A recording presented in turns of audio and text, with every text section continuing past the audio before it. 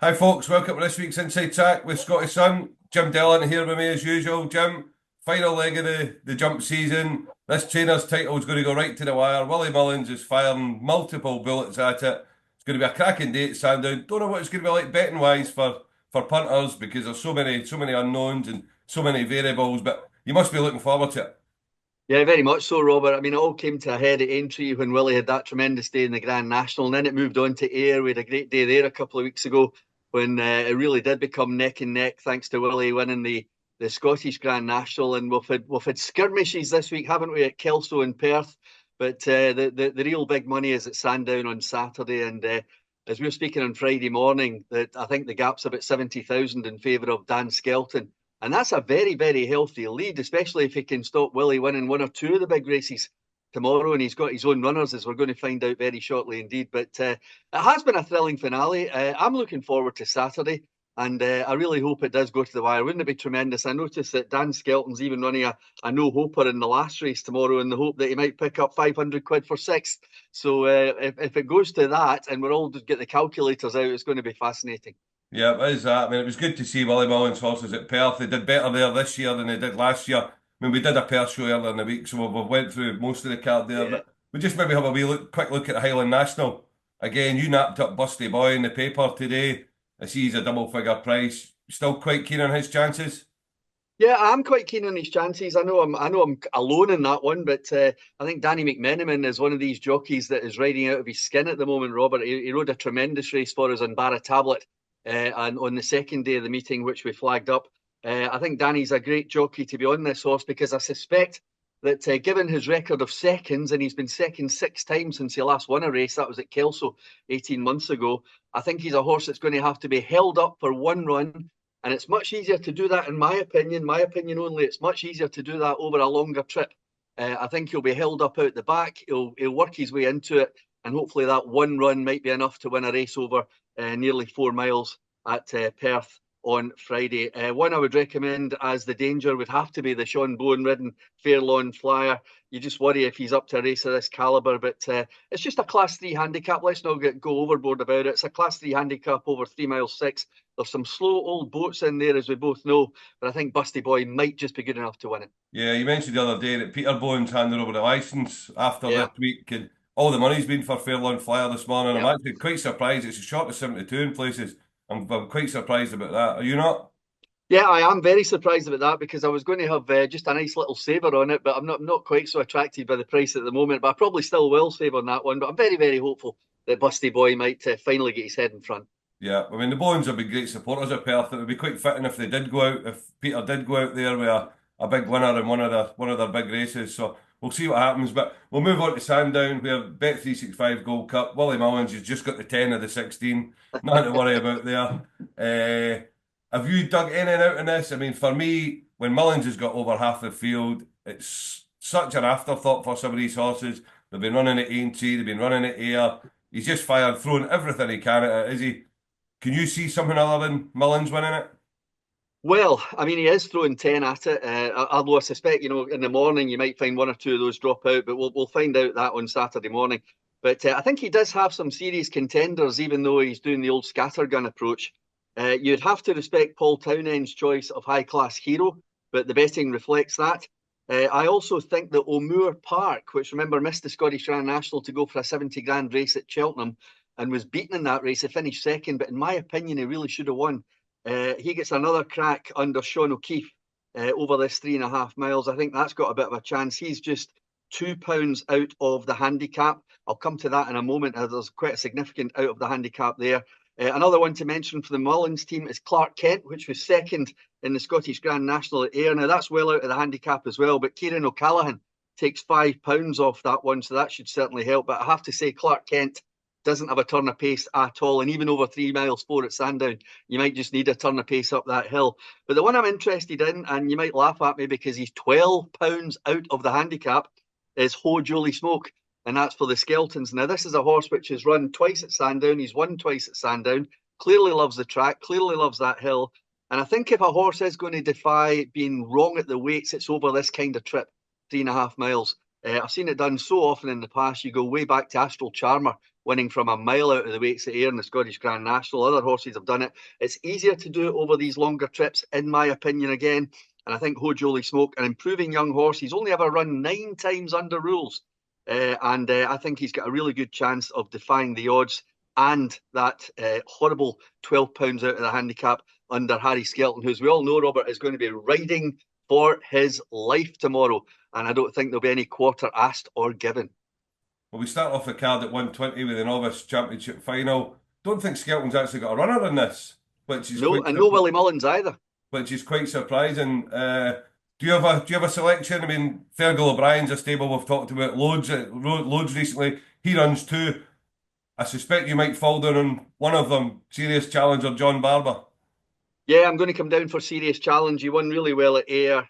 He won next time out as well, very cosily.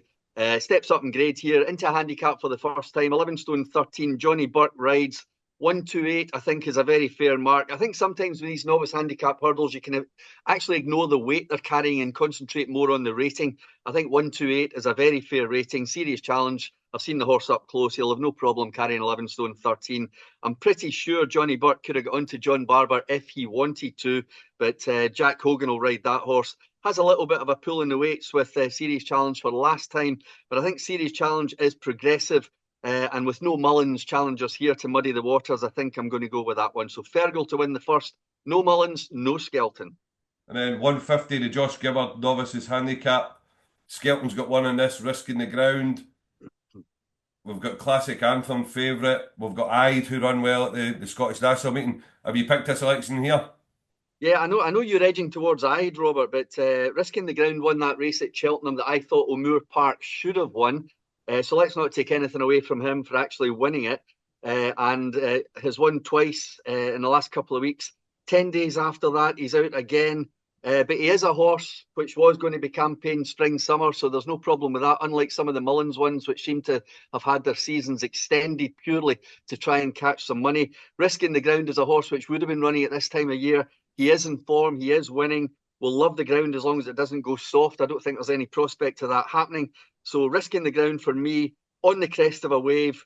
No Mullins runners, surprisingly, in this. I think Dan Skelton can put 40 grand in the bank. Yeah, I quite fancy Ide for this. I mean, he was so well back to Ayr. He looked to win or 2 out. I'd actually had him on my shortlist for that race at Ayr and did back him and was standing watching in horror 2 out thinking this thing's going to absolutely dot up before Masaccio ground him down. It was interesting listening to Max McNeil after the race. He said Masaccio's Premier League, he's no Champions League, but he's Premier League, probably a grade 2 horse. I think Ide's been, he definitely looked like he was beating him just before getting out stage. So I think stepping back to 2.5 miles could unlock a bit from him. The other one is a horse that we've talked about a lot and he's disappointed us, is Pick Rock. I noticed I put the cheek pieces on him. I backed him at Ayr. He didn't jump well at all. Wasn't surprising that he ended up pulled up. The cheek pieces work there with his front running style. He would have a chance as well. But I think I'm going 11-2. I think I'm going to back Ide.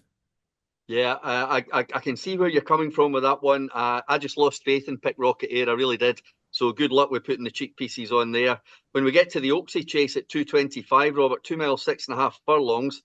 Mullins has got the top 3 and another one, Gentleman Demi, with Mark Walsh on. And we'll talk more about Mark Walsh in a minute. But I think you fancy Pick Doree here. I'm going to sit this one out. Just on the basis that everything else is maybe a bit of an afterthought.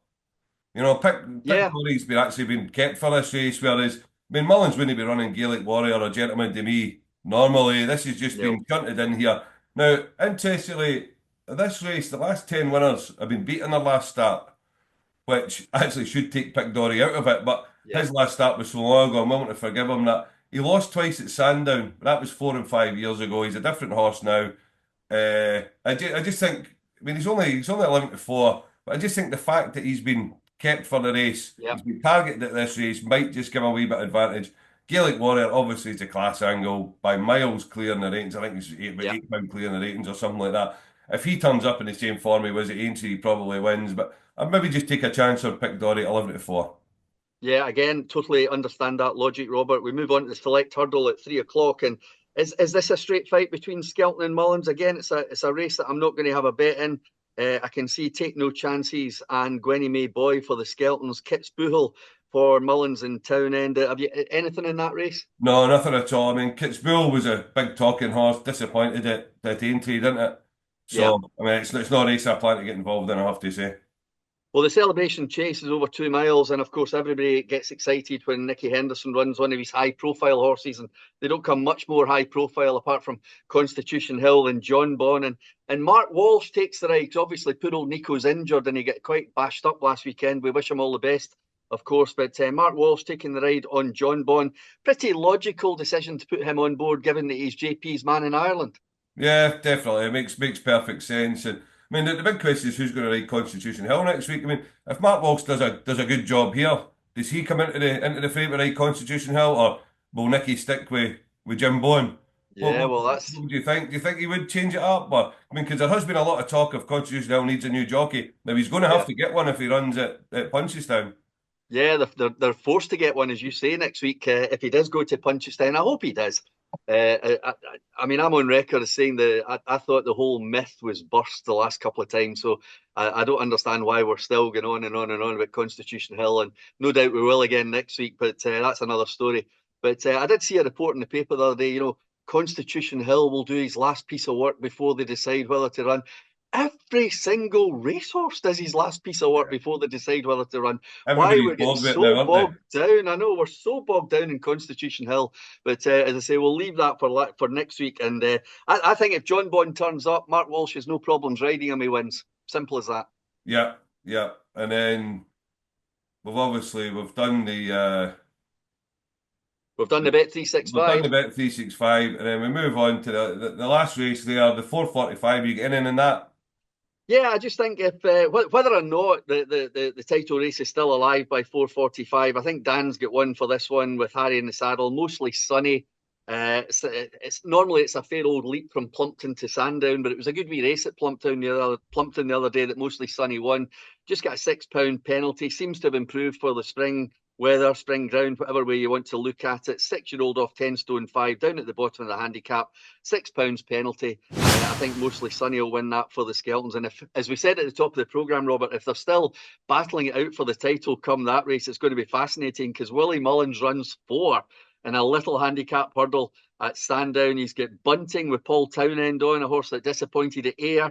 He's got King Alexander with Brian Hayes. He's got Dr. Eggman with Danny Mullins. And he's got Jump Allen with Harry Cobden. He's now go-to jockey in Britain. So it could end up just a damp squib at the end of the day when it's all done and dusted, but it could yet decide the championship. Yeah, it's been a great bit of fun as well. ITV even moving their schedule times and stuff, or moving the race times to fit it all in. I mean, it's been a great sort of narrative to finish off the season. So, I mean, Mullins will win it, won't he?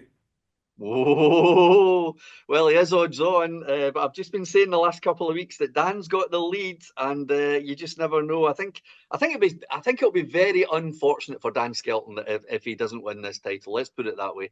And he is giving it his all, and he is running mostly horses that would have been running anyway, whereas Willie is just chucking everything, including the stable cat at it. So we'll just see how it all pans out. But I'm certainly not going to bet on it. Well, given the time of year, we better slip in a flat selection. I believe you've got one at Navan on Saturday Yeah, for.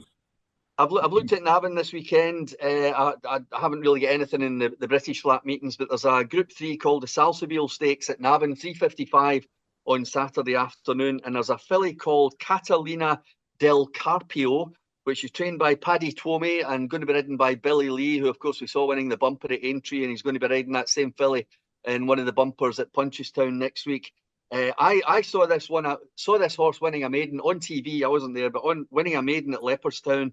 And just halfway through that race, I was looking at it and I thought, what is that sitting there in the yellow? Because it was absolutely cruising. Went to the front, won easily. Aidan O'Brien saddled the 4th, 5th, and 6th in that maiden. He's in against Catalina del Carpio tomorrow with Ecstatic under Ryan Moore and also Island Hopping, which will be ridden by Wayne Lorden, his regular stable jockey in Ireland. So he might have the measure of Catalina del Carpio, but the way she won that day, I think she's ready to step immediately up to Group 3, and I'll be backing her on Saturday, 3:55 Navan. Yeah, we've got to start the flat at Ayr next week as well. So you'll be covering that in your Sunday column, will you? Yeah, we'll be doing that in the Sunday column. We'll get racing at Ayr on Monday. We'll get the declarations for that on Saturday. And we've got another meeting next Thursday night there at Ayr as well. So the flat back with a bang at Ayr next week. Thanks very much, folks. Good luck with your bets this weekend. Cheers. Thanks, Robert, and bye, everybody.